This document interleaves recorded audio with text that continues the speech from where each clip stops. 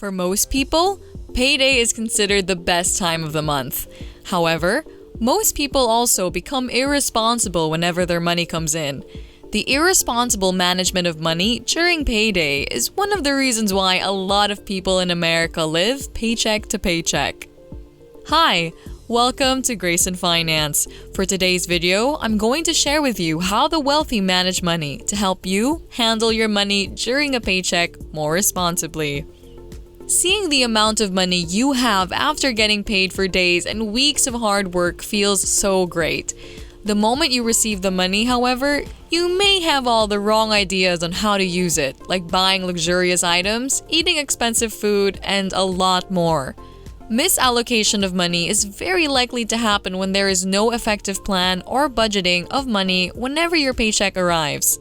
Sometimes, even when you do have a budget method in mind, there are still incidences of overspending. 74% of Americans have planned budgets. However, 79% of all Americans overspend their budget weekly. Despite the fact that some of that 79% of people have a detailed budget in mind, they still tend to go over it despite the thorough planning. With these numbers, it is clear that most Americans overspend on their budget every week. But what exactly do these Americans spend their money on that enables them to go way over? Around $1,497 is spent on non-essential items every month by an average American adult. If we're going to compute it as a year-long expense, the amount of money being wasted on things that are not even really needed is exactly $17,984. That is actually an alarming amount of money spent on unnecessary things. Savings and other crucial goals in building wealth are being compromised by overspending on the non-essentials. The top 3 non-essential things that Americans spend their money on are frequently eating out in restaurants, buying so many drinks, and ordering takeouts all of the time. If you are one of the people who overspend their money every paycheck, don't worry, because progress is still possible in money management. One of the most important steps that you could take to progress is having a reliable plan on how to manage your money whenever you get paid. Some people do not have a plan or a budget. Sometimes, even though they do have one, it still acts ineffectively. That is why in this video, I will thoroughly explain to you the basics of making effective plans that will work well for you. Whenever you get your paycheck, it is of utmost importance that you allocate your money to the necessary financial commitments in your life. One effective method of making sure you manage all your allocation of money well is through the percentage model. Basically, this model would enable you to have a breakdown of where your income should be headed every month. This model is usually divided into 4 parts: fixed expenses, housing, variable expenses, and savings. To be able to effectively use this tool for proper money management, you need to know what these parts cover in your budgeting. The first part, or category rather, is fixed expenses. Fixed expenses means that this part of the model usually has expenses that rarely or only slightly change. This category includes utility bills, life insurance, and even car payment.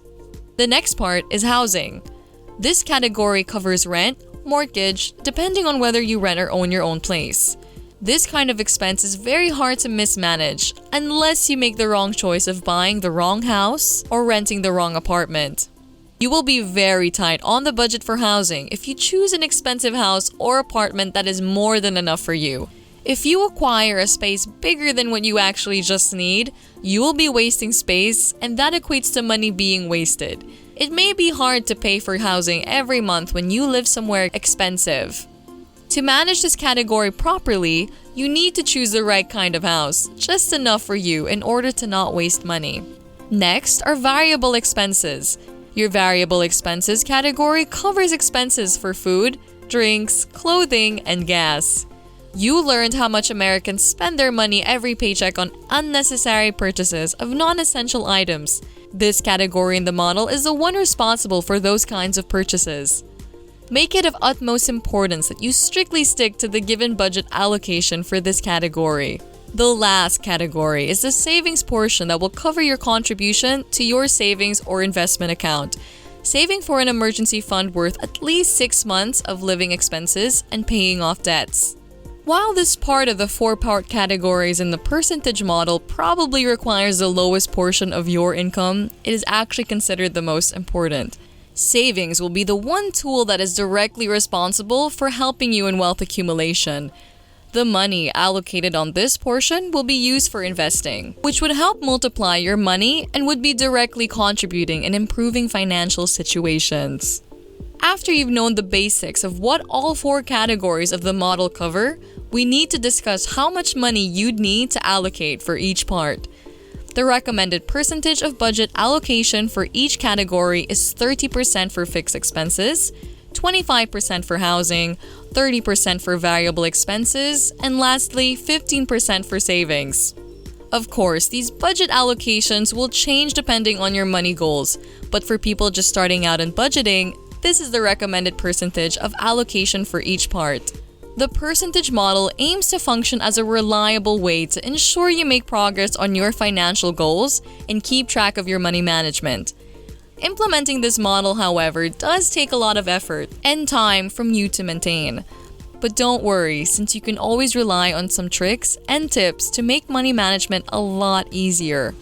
The first hack you can do for an easier financial management process is knowing what accounts to open. If you only have 1 or 2 accounts meant for checking and/or saving, money management can be really hard for you. To make your life easier, you should open 4 or 5 accounts in total.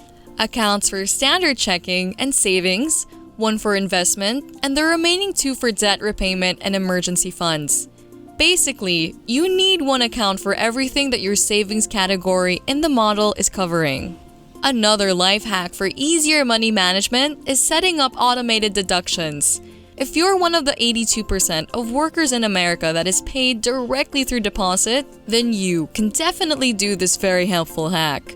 Basically, what automated deductions do is to deduct portions in your paycheck and send that money to accounts where you'll need the money, be it your investment account, emergency fund, and so on. For starters, you can allocate 15% of your savings to your investment. Emergency and savings account, on the other hand, 5% each.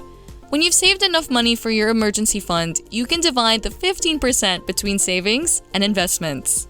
The successful implementation of this method, you will be able to allocate money to important funds vital for a successful future. The automated deduction trick will be very much helpful and effective to people because with this, you will be able to set up exactly how much money you need to save and invest, and you'll sleep better at night without worrying about dividing money for savings and other accounts.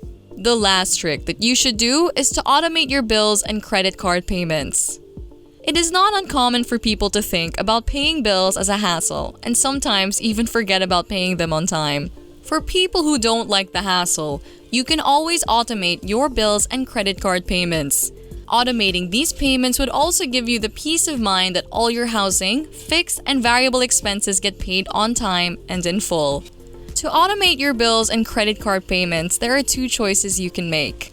First, you can have creditors that will automatically take out your bill balance monthly from your checking or savings account. The second choice is to open a bank account solely for the purpose of bills and other payments. With this choice, however, even if opening a bank account is convenient in a way that bills are managed and tracked easier, there is still a risk that you will overdraft as well as incur banking fees. In addition to the 3 helpful tips on how to adhere effectively to the percentage model, there's still one tip you need to always remember. The percentage can be manipulated to suit your need better in handling the money. For example, if you transfer to a cheaper home, you then won't need to allocate the same amount of money for housing, and the extra money from housing can be allocated towards savings instead. Put money as much as you can into your savings category, since as your budget for the savings category grows, your chances of achieving your financial goals grow at the same time. Thanks so much for watching! If you like this video, make sure to press like, subscribe, and hit that notification bell to keep you posted on new helpful videos.